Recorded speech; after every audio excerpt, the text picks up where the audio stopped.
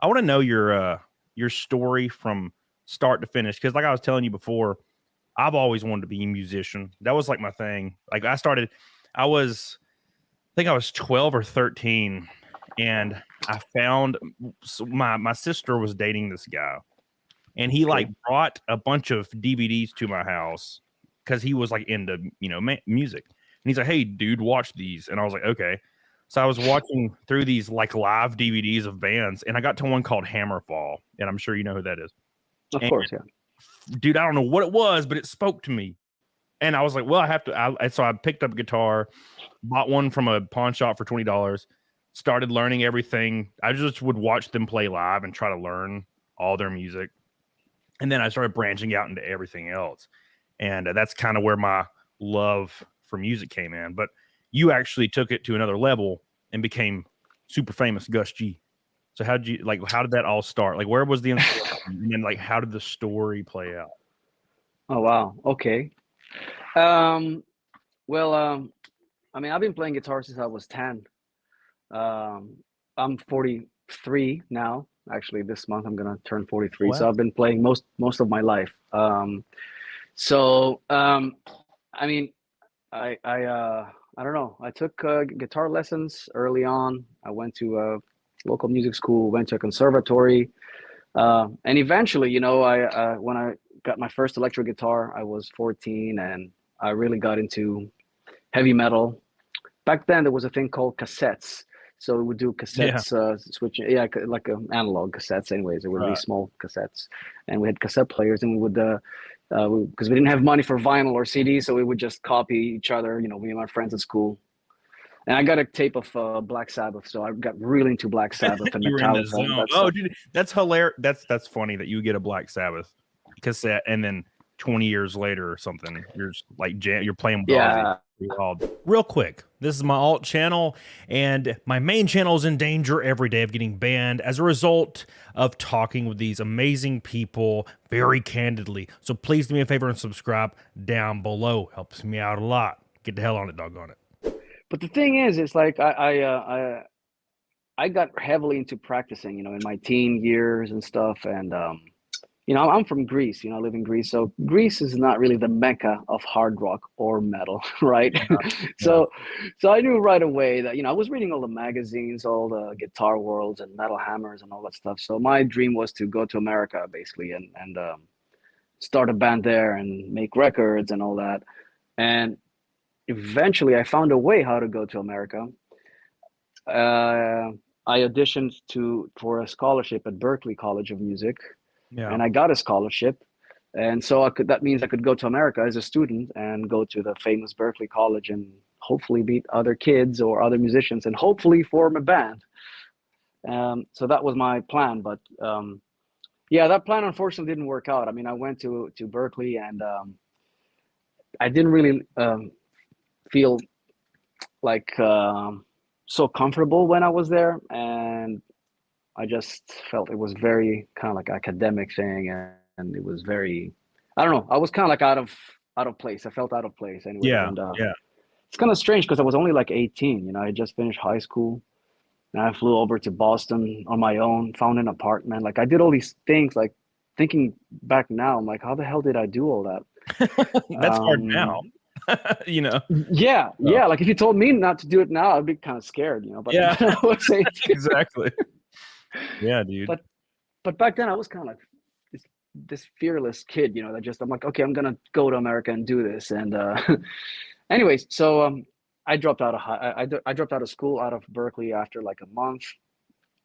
I ended up staying in the States for a while, and I think that's like late '90s and like metal late '90s. It wasn't really the Yeah. best time for this type of metal that I'm playing, at least Yeah. the more traditional. Um, so I went back to Greece and then eventually found my way to Sweden through some friends who were recording. It's funny you mentioned Hammerfall because my friends were recording at Studio Fredman. That's where Hammerfall were making the records, and their Really? producer was this guy. Yeah, their producer was this guy Frederick Nordstrom. He owned Studio Fredman, and so I met Fredman, and we hung out for a while. I was spending a few weeks there in Sweden, And that's the guy that produced all these bands like Hammerfall and In Flames and At the Gates and like all the Swedish Gothenburg metal scene. Right. That was the guy that was giving them these amazing productions. So, anyways, one thing leads to another. Me and Frederick start jamming, and we formed this band called Dream Evil. Right.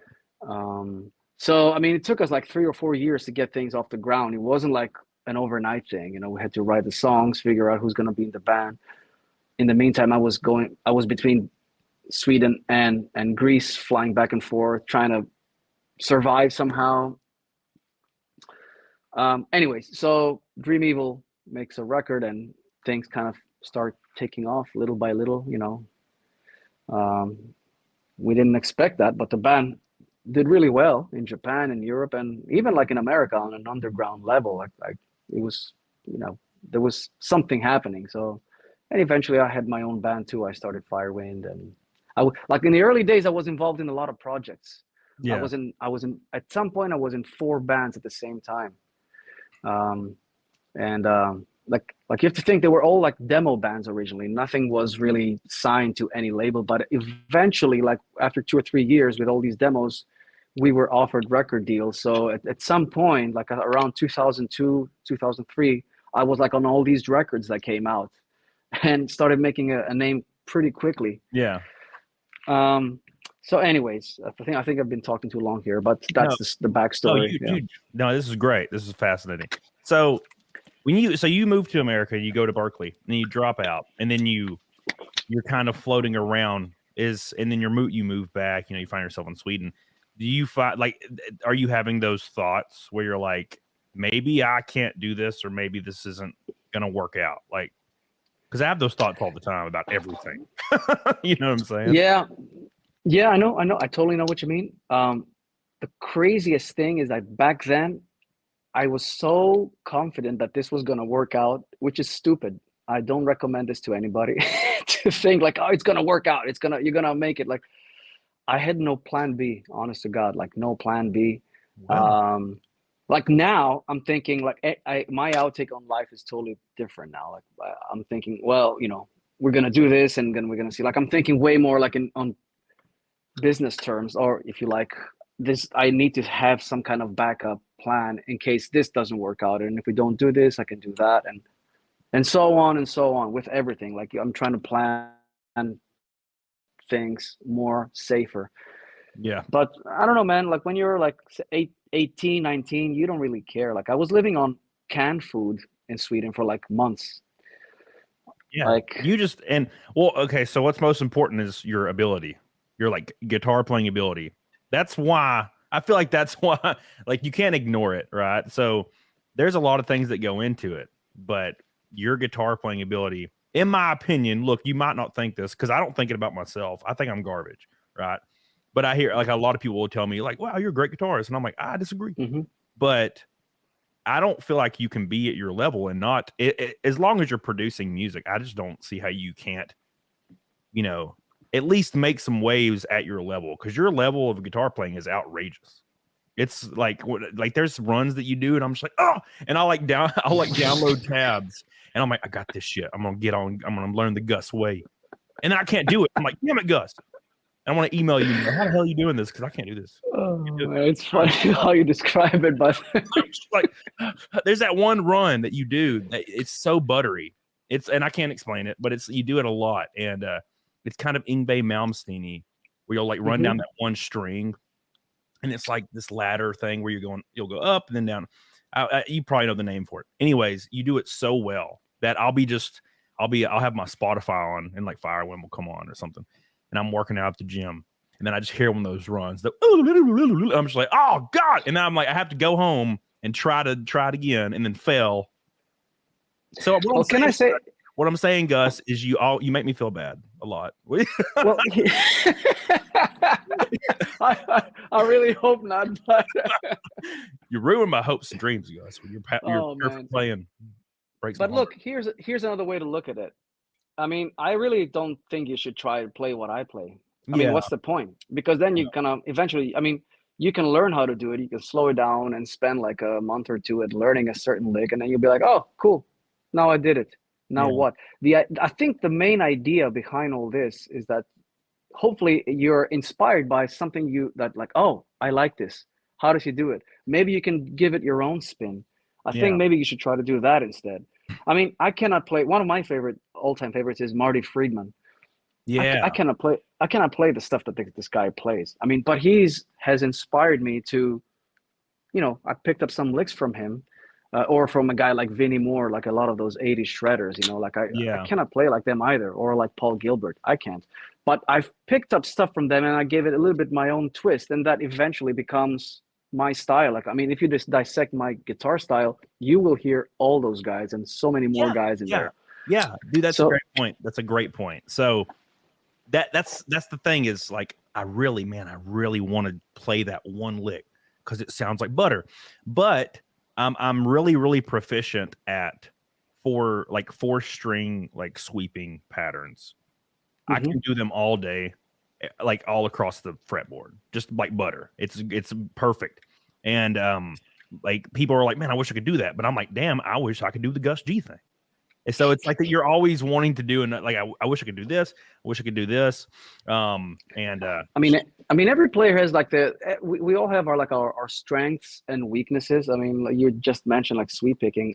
That's also one of my weaknesses. I can do it, but I never chose to do a lot of it, and therefore it's one of those techniques that I fell a little bit behind.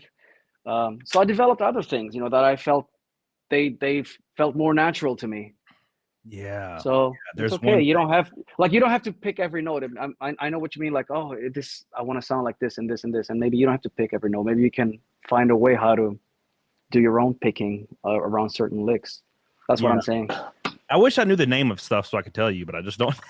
All I want to do is sound them out with my voice, and then that sounds stupid. But I was watching a video from you yesterday, and you were there's this one pattern you do, and it was when you were in Ozzy, and you were playing some solo, and it's just, dude, it's just very symmetrical sounding, just nice, kind of a classical, like a classic riff, like a pentatonic. You're going back and forth real fast, just between two strings, and it's just butter.